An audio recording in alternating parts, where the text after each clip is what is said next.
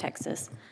Page 1, beginning on Passed line. unanimously. I reserve a point of That the order. amendment be regarded as Gentleman read. reserves a point of order. Without objection, the amendment will be considered read. The gentlelady is recognized for 5 minutes. I thank you very much, Mr. Chairman. We all continue to offer our deepest sympathy to the family of Agent Raul Gonzalez and all of those who have fallen in the line of duty, either serving in the United States military or any number of law enforcement, federal, state, and local throughout the nation. We know that they love their country, love their states, and love their communities. And I say that again about Agent Raul Gonzalez, to his family. My amendment makes a technical change to mirror language that appears in federal criminal statutes that prohibit the commission of various offenses, including assault, murder, and manslaughter, perpetrated against officers and employees of the United States and foreign officials while engaged in the performance of official duties. As currently written, H.R. 5585 would require that the government prove beyond a reasonable doubt that the pursuing Border Patrol agent had the legal authority to engage in the underlying pursuit. In other words, the fact finder would have to determine whether the agent was abiding by laws and regulations in effect at the time of the pursuit. On the other hand, my amendment would simply require that the government prove that the Border Patrol agent was acting within their duties, meaning within the scope of the agent's employment, a much more just response. Second, my amendment would eliminate the minimum mandatory penalties in the bill while maintaining the maximum penalties. Like many of my colleagues, I've long worked to address mandatory minimum sentencing, particularly because of the devastating impact these sentencing schemes have inflicted on communities of color across the country and impoverished communities. Mandatory minimum sentences contributed to the mass incarceration of generations of Americans and are the primary reason the United States has the highest incarceration rate in the world, including people of color, but also impoverished communities that include people of many backgrounds. Mandatory minimums have been studied extensively, have been found to distort rational sentencing systems, discriminate against minorities, waste billions of taxpayer dollars, and quite often violate common sense while failing to reduce crime. Brain trusts like the Rand Commission have concluded that mandatory minimum sentences are less effective than discretionary sentencing and far more costly. Families Against Mandatory Minimums, FAM, the American Bar Association, Judicial Conference of the United States, and many other major organizations focusing on the criminal justice system oppose mandatory minimum. The Judicial Conference of the United States have reiterated to this body its opposition to mandatory minimum sentencing schemes more than a dozen times, noting that these types of penalties severely distort and damage federal sentencing, undermine the U.S. sentencing guidelines mandated by the Congress to promote fairness and proportionality in federal sentencing, and destroy equity and honesty in sentencing by encouraging coercive charging practices and cookie-like sentences. My amendment considers also the many criticisms of mandatory minimum penalties while allowing judges the discretion to impose informed sentences to satisfy the purposes and goals of federal sentencing.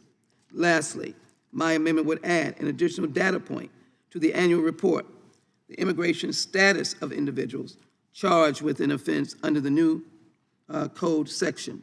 In the end, the changes proposed in my amendment are narrowly tailored to address glaring deficiencies and do not change the overall mission of the bill. I ask my colleagues on both sides of the aisle to vote yes for a very constructive amendment that comports with being fair and just and also solving this problem. With that, I reserve. Does the gentlelady yield? Gentlelady yields. Is there a discussion? The gentleman withdraws his point of order. Is there further discussion on the amendment? Chair will recognize myself for a moment. I just want to point out that serious crimes require serious consequences. This amendment would provide for little, if any, consequences.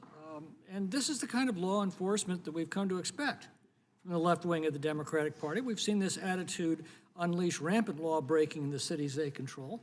And we're now seeing it once again seep into the deliberations of this committee as well. I think the American people have had enough of this. And they will want us to reject it here as they will reject it at the polls. I'll yield back the balance of my time and ask if there's further discussion. Ms. Macbeth. Thank you, Mr. Chairman. I move to strike the last word. And ladies recognized. I do hope that we can come to some resolutions today. We've been, spending a lot of time and effort over the years here, and we still haven't been able to solve this crisis. And I really hope that meaningful words are spoken here today and with commitment towards making sure that we find these resolutions. But with that, I will yield the balance of my time to my colleague from Houston, Sheila Jackson Lee. The General Lady is much appreciated both for her leadership on so many issues and her yielding on this very important issue. Let me clarify to the gentleman his misinterpretation of my amendment or intent. The legislation stands, but we make the legislation certainly more effective because my amendment makes a technical change to mirror the language that appears in federal criminal statutes that prohibit the commission of various offenses, including assault, murder, and manslaughter perpetrated against officers and employees of the United States and foreign officials while engaged in the performance of official duties. And the RAND Corporation is no liberal bastion, and this is not left or right. It is only fair, because my amendment would, in fact, equate to realizing that mandatory minimums are less effective than discretionary sentencing and far more costly. Organizations like FAM and the American Bar Association, Judicial Conference of the United States, that's judges, and many other major organizations focusing on criminal justice oppose mandatory minimums. That is what we're trying to do, give the judge the opportunity to render that strong judgment or not. The Judicial Conference, that is made up of judges appointed by all presidential persons of all parties, has reiterated to this body its opposition to mandatory minimum sentencing schemes more than a dozen times, noting that these types of penalties severely distort and damage federal sentencing, undermine the U.S. sentencing guidelines mandated by Congress to promote fairness and proportionality in federal sentencing, and destroy equity and honesty in sentencing by encouraging coercive charging practices. Now, we want to hold people accountable. I would hope all of us, Republicans and Democrats, but we would not want a distorted system. Mandatory minimums have been studied extensively and been found to distort rational sentencing systems, discriminate against minorities, waste billions of taxpayers' dollars, and quite often violate common sense while failing to reduce crime. And so all that this legislation indicates in its fairness is to ensure that the judges proceed in their duty of sentencing and be able to maintain maximum penalties as needed, and as well to realize that the issue of providing penalty does not weaken when a judge uses all of the information that they would have. And this bill, as presently written, would require that the government prove beyond a reasonable doubt that the pursuing Border Patrol agent had the legal authority to engage in the underlying pursuit. In other words, the fact finder would have to determine whether the agent was abiding by laws and regulations in effect at the time of the pursuit. My amendment instead would simply require that the government prove that the Border Patrol agent was acting within their duties, meaning within the scope of the agent's employment. Could you not see the rationale and reason in that? That is being more fair. Would the gentle lady yield? I'll be happy to yield to the gentleman. But leave aside that point, which I don't contest, but it also strikes out the 5-year minimum. I mean, I understand you talked about mandatory minimums a minute ago, but as far as administering a stiff penalty, it takes that away, right? Well, regaining my time, what it does do is to give to the federal system where judges are appointed by presidents from both sides of the aisle the opportunity to render a fair sentence, and I would have confidence that they would render a sentence that would be appropriate and above the 5-year if called for. And that is the point that is being made, that would occur, as well as simply require that the government prove the level of participation of Border Patrol agent rather than a more extreme level of proof. You'd be able to have one that was not.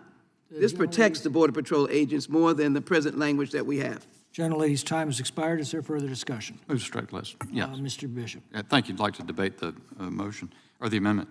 You know, it's interesting. I was in Homeland Security earlier today where the issue is, of course, Secretary Mayorkas's brazen and historically unprecedented defiance of the laws statutes Congress has passed to limit the executive's discretion in certain ways and require detention of certain illegal immigrants.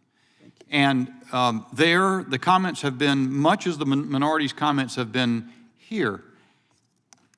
In every case, in every point under discussion, the proposition is offered that Democrats would like to work with Republicans to solve this problem, but the Republicans won't work to solve the problem. And yet, I continue to listen in vain for any policy proposal from Democrats other than, number one, to send more money to the border so that immigrants who are flooding the New York City, Chicago, Denver, all these cities, to the point that officials there are saying we can't handle them. So policy proposal one is to send more resources to the border so that people will be processed into the country faster and in ever greater volumes. And then number two, the other proposal that is offered persistently and has been for many years is to say, and we want to confer legal status of one form or another to legitimate what is now illegal immigration by the people that are coming. And I just don't understand.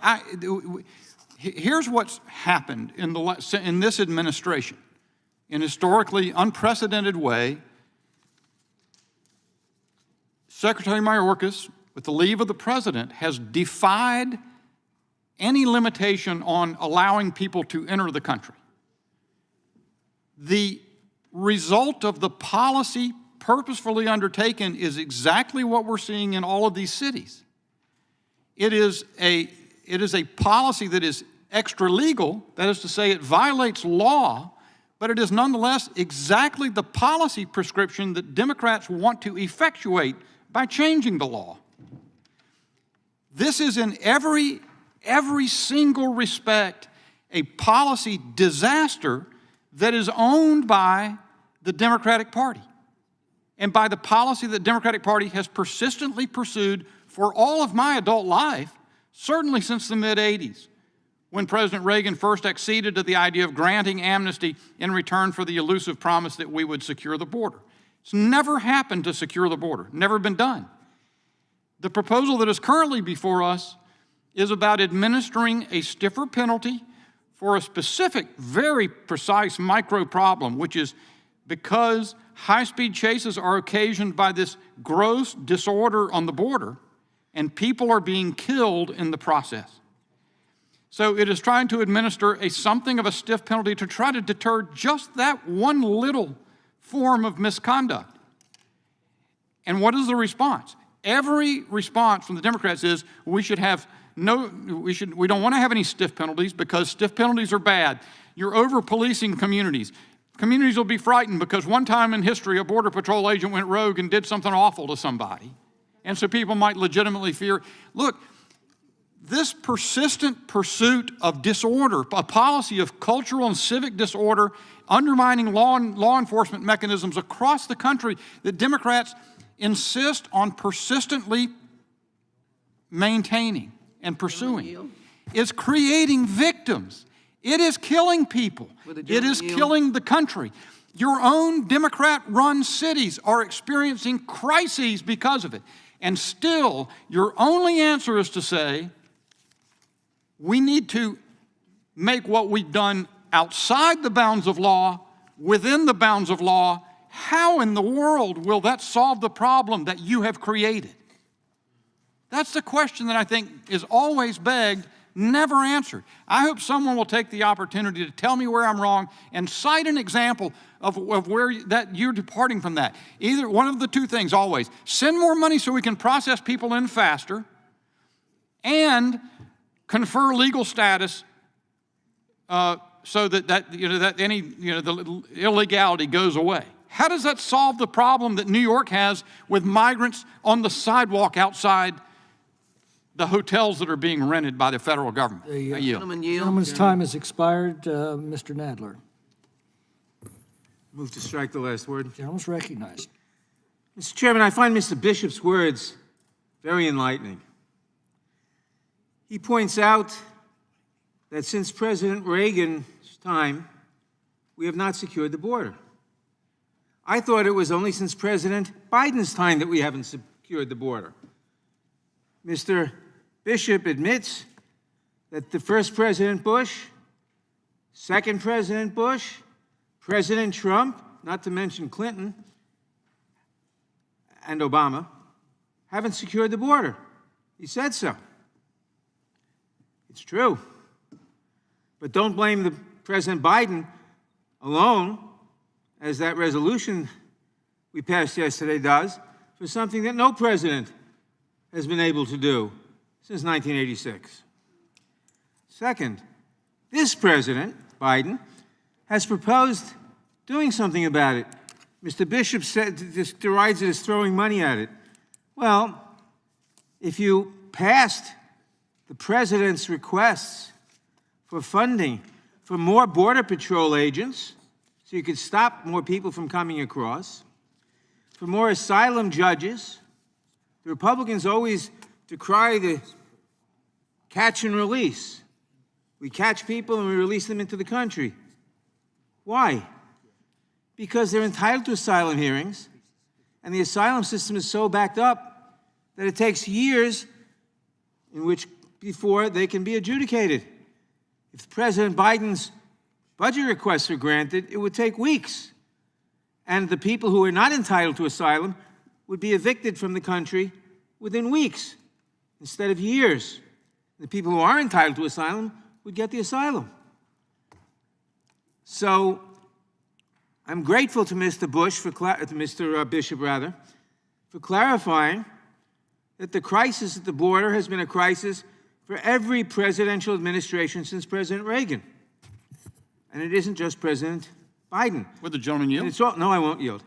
And it's also the case that if we granted, if Congress voted, if the Republicans were willing to vote the appropriations that the president has requested, you wouldn't have the catch and release. Well, you'd have catch and release, but only for a few weeks, not a few years. So it's exactly the opposite from what the gentleman paints, and I'll yield.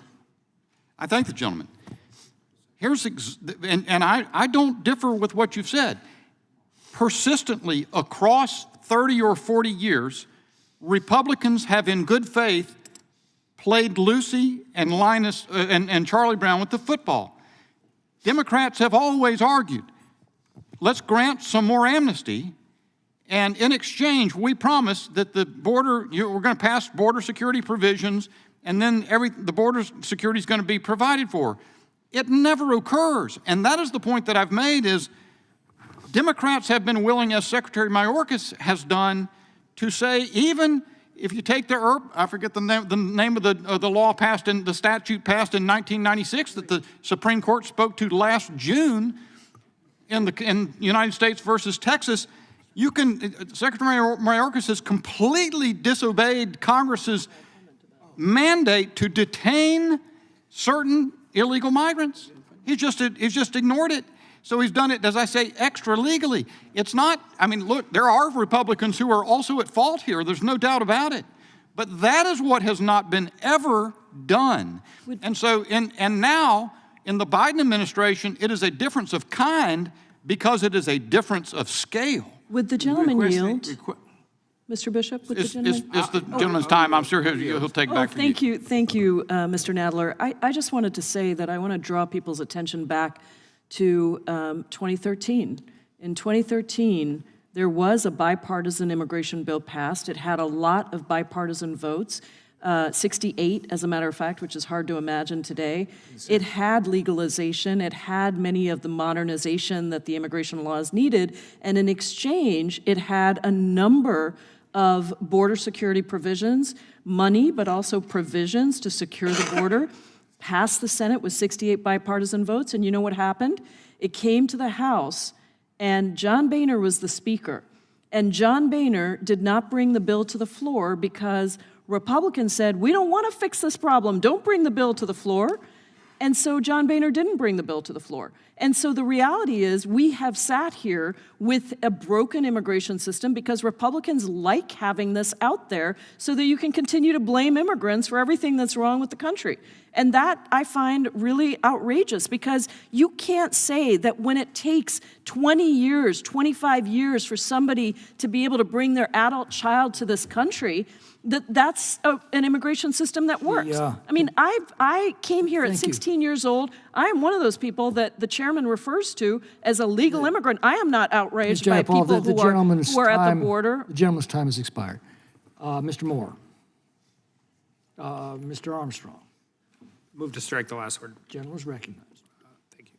Well, allocating more money to bad policies just accelerates the outcome of those terrible policies. But after that, I would yield to my friend from New Jersey, Mr. Vander. I thank the gentleman from North Dakota. Let me be clear again. 4 years ago and now. 4 years ago, we were using Title 42. 4 years ago, we had the stay in Mexico policy. 4 years ago, we were letting Border Patrol do their job, not to process more and more illegal activity, but to make sure they were protecting the border. 4 years ago, we were immediately expediting wherever we could back to the country of origin. 4 years ago, we were instituting more technology at the border to make sure to keep it whole. 4 years ago, we had the wall being built where it does exist, they don't cross. 4 years ago was vastly different than where we are now. So I associate myself with the remarks from the gentleman of North Carolina, but I will say that 4 years ago, under President Trump, we had major improvement. And, you know, my friends on the other side of the aisle, we have American citizens, urban minorities in our cities and in our rural areas, people that are black and brown that are being underserved because of what is happening to the urban areas in which they live. We had to, in New York City, they've reduced the amount of money going for public safety because they have to spend it on illegal activity, illegal aliens. These are illegal activities. That's the point here. We're arguing whether someone who is involved in a high-speed chase trying to get away because they've committed illegal activity should be deported. They should be deported whether they were in a high-speed chase or whether they were not in a high-speed chase. They shouldn't be in the United States of America. We can't have open borders allowing everybody from every place in the world to come to this country. Certainly, I believe in immigration legally. I love it. And as was said here before, it is an insult. It is an insult to the millions of legal immigrants who waited in line, who pledged their support to the United States of America, who believe in our flag, who believe in our Constitution, who believe in our Declaration of Independence, and learned about it, and want to become part of America. That's the kind of immigration I believe in. In order to accomplish that goal, we must close down and button up our borders to illegal activity. And I yield back to my friend from North Dakota. Gentlemen, yield. Just a second. And I would also point out that under current border policy, if you turn yourself into Border Patrol, you're getting an amnesty date 5, 6, 7 years away. You're getting catch and release into the interior of the country. It's not like a ton of people who are showing up are being put on a train and sent back home or a plane being sent back home. So one would have to wonder what kind of activity is required in order for you to try and evade law enforcement. What kind of activity? Is it fentanyl? Is it opioids? Is it human trafficking? Is it something more nefarious than that? Because if you are going and applying for amnesty, you're not running. You're turning yourself in. You're turning yourself into the first person wearing a federal law enforcement uniform, because you know you're going to get released and you know you're not going to have a court date for years.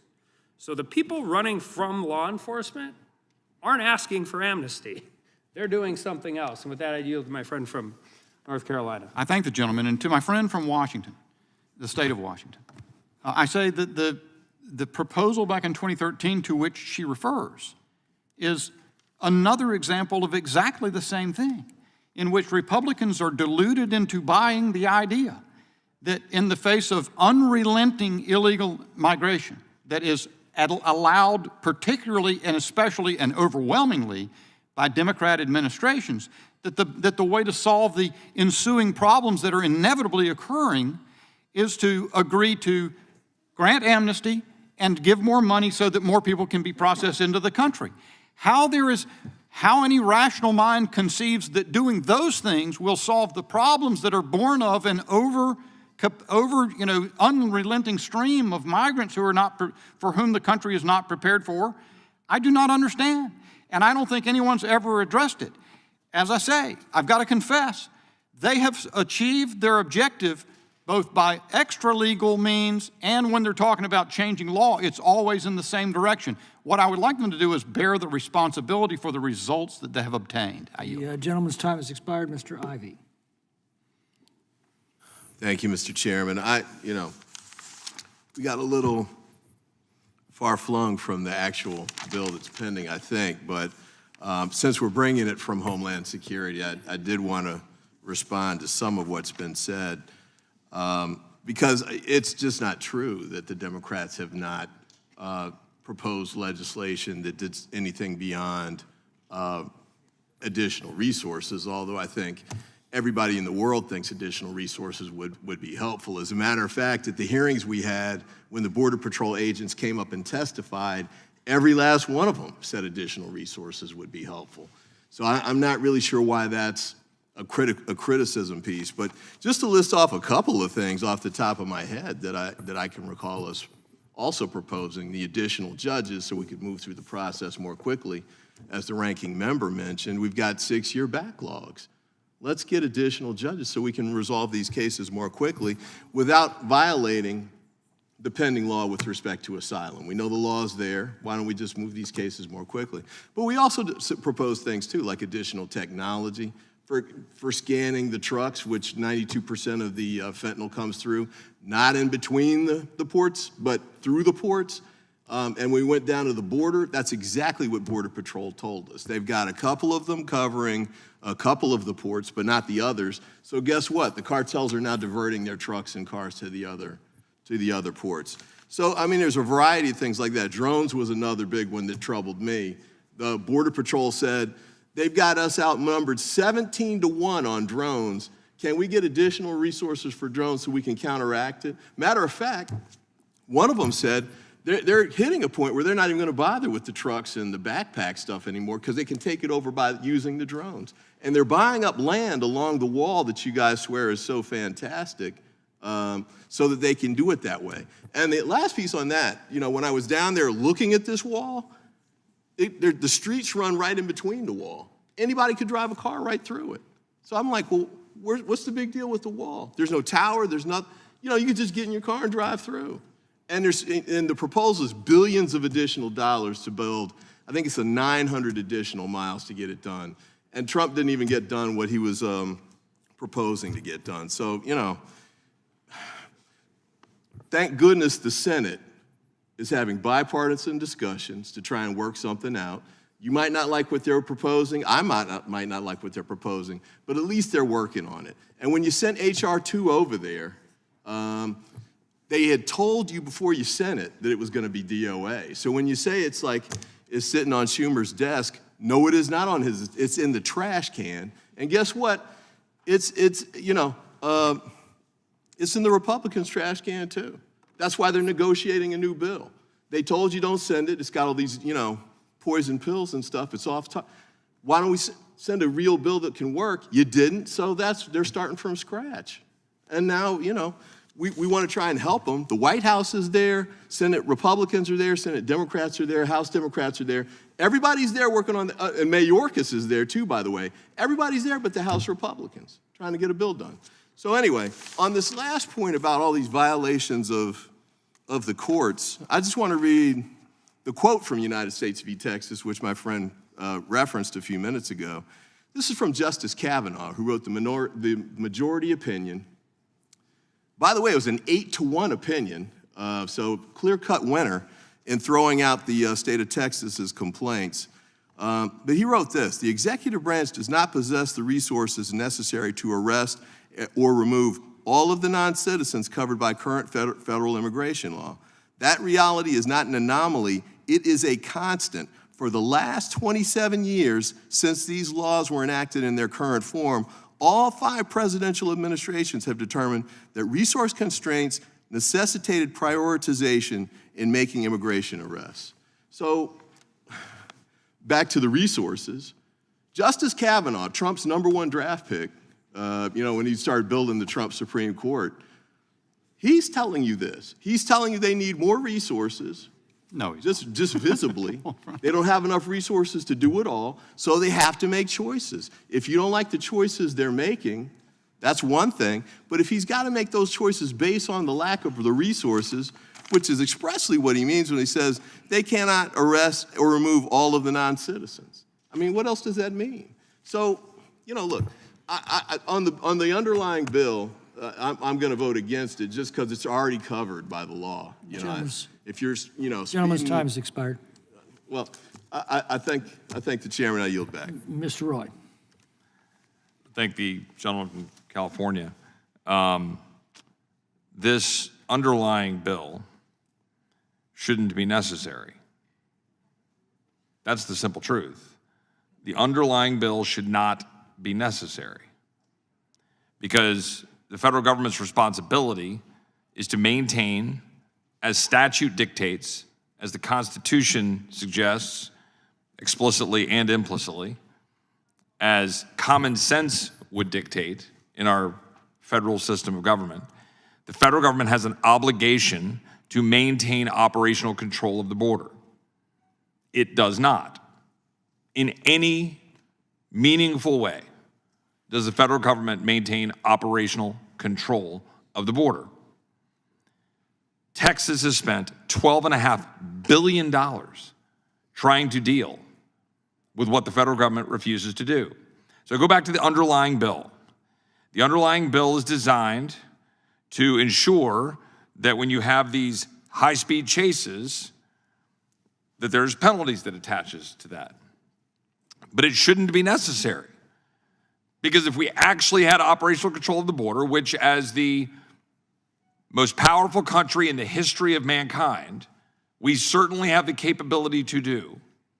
We certainly have the capability to do while maintaining the ability to provide actual refuge to actual asylum seekers, not the current process, which the Secretary of Homeland Security acknowledged just last week. He's releasing 85+%, probably more like 90+% of all of the apprehensions. And when my colleagues on the other side of the aisle just dismiss this as saying, well, this has been a problem since the mid-'80s. Well, first of all, as my colleague from North Carolina pointed out, the order of magnitude is quite different. But even if you go back to the early 2000s when there was a fairly sizable spike at the end of the Clinton administration with the numbers, virtually all of those individuals, if you look at the data and anybody who experienced it living in Texas, those were Mexican nationals, almost entirely, looking to come to the United States for work. Now, there are things that flow from that, Plyler v. Doe, education, birthright citizenship, anchor babies, all the things that flow from that problem. But now, as everybody knows, it is vast majority what the Border Patrol refers to as other than Mexican. People from all over the world. And so you've got this rush at the border that is perpetuated and caused by the policies of this administration to release individuals. And as the ranking member of the committee referred to the right or expectation of getting a hearing, you're supposed to provide or be able to make a determination of credible fear of actual persecution for your religious or political beliefs. Anybody talking to any of the people coming across the Rio Grande into Texas, these are individuals who will say almost universally, I want a job. I want a better way of life. Those are the ones you talk to. Those are the ones that go seek Border Patrol, not the gotaways, not the $50,000 a month plus gotaways, but those seeking Border Patrol. Now, I, again, as I've stipulated in this committee hearing and countless times on the floor, I do not begrudge any of the individuals seeking a better way of life. But that is not what our law says. It's just simply not. So what did we do in sending H.R. 2 to the Senate? We tried to make clear and tighten the existing laws. Any administration could stop the flow today under current law, as they should, as the Trump administration did, using Remain in Mexico, negotiating with the Mexican government, and application of Title 42 during the COVID. But you can certainly tighten the, right now, enforcement under current law. H.R. 2 is designed to ensure that we actually get the job done. A colleague said it's filled with poison pills. What are those poison pills? That they would work? The poison pills are that this would actually get the job done? Would the gentleman yield? I don't have enough time to yield to you, but 20 seconds. It would work. That's the thing. It would work. You know, people don't like E-Verify.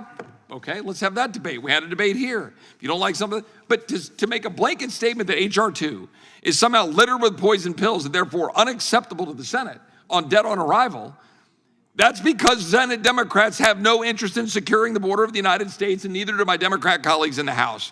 And Texas is bearing the brunt of it as a result. The gentleman's Yield back. time has expired. Is there further discussion on the amendment? Seeing none, the question occurs on the amendment offered by the gentlelady from Texas, Ms. Jackson Lee. Those in favor of the amendment say aye. Those opposed say no. No.